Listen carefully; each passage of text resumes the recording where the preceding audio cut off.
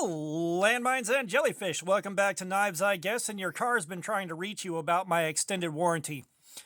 So, cheat day today, and you already know, you crafty fox you, that I burned my cheat day up on the Cold Steel 1911.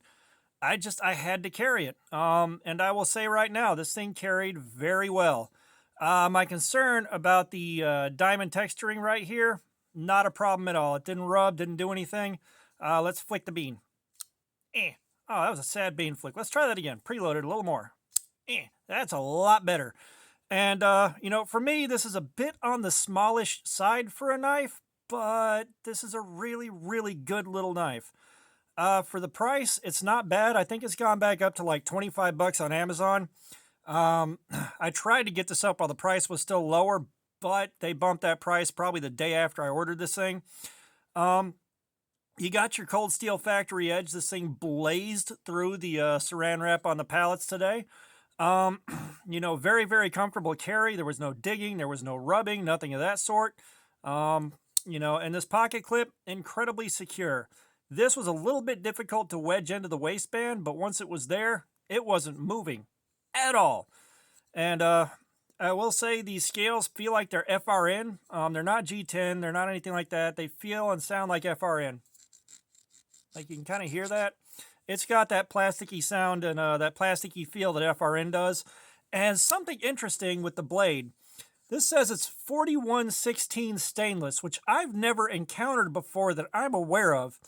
I'm going to dig around online and see what I can find out about that. I'm pretty sure it's directly comparable to 440 or 420 series steels. Because again, this is like one of the cheapest cold steels I've ever seen that's actually a knife. So I just wanted to share the experience with you. I definitely enjoyed carrying it. I'm going to enjoy carrying it for the 3 or 4 days to get a more full review, see if there are any unexpected quality of life issues, anything like that. But so far, I really like this thing. And again, I'm in love with the fact that this is shaped to mimic a 1911 grip. I will say, I almost wish they would have done this bigger so it was the same size as a 1911 grip. That would have been really cool. Like, they need to do an XL version of this is what they need. I would definitely be happy buying an XL version of this. Let's flick the bean again. Because like this, at like 3.5 to 4 inches would be phenomenal. And having a bigger handle would be good. Now, that being said, I can hammer grip this. I got a little bit of dingus poking out at the end. There's a little bit poking out here. So I've got plenty of room on this handle.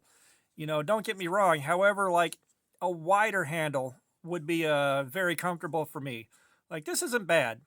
There was nothing really uncomfortable about the grip. I will say the way this thing is, the way the flipper tab pokes out right here, it really does kind of interfere with like a bit more of a traditional grip for me.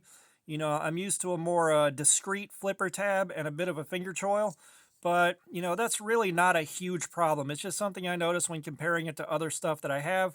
But over the course of using it today when I needed it, it really wasn't an issue. Like, it's a non-issue, and it's a non-issue to gripe about, but I would have loved to have seen that. A little bit lower profile on the flipper tab and a bit of a finger choil right here. At the very least, there's a small sharpening choil, so when I do get around to sharpening this, it won't be an issue there. I'm not going to tear up the flipper tab right here, although I may bite into the plunge line, but that's okay. I've got some tools for sharpening nicer knives, and I got some tools for sharpening the cheap ones. So either way, I am covered. But this has been the Cold Steel 1911. So far, very, very good experience with it. I can recommend if you want to pick one up, definitely pick it up. Like I said, I didn't find anything wrong with it at all, and I'm sure I'm not going to find much wrong with it when I carry it for a few days and come back and let you know how I really did. Excuse me, after he got a little bit of a beating.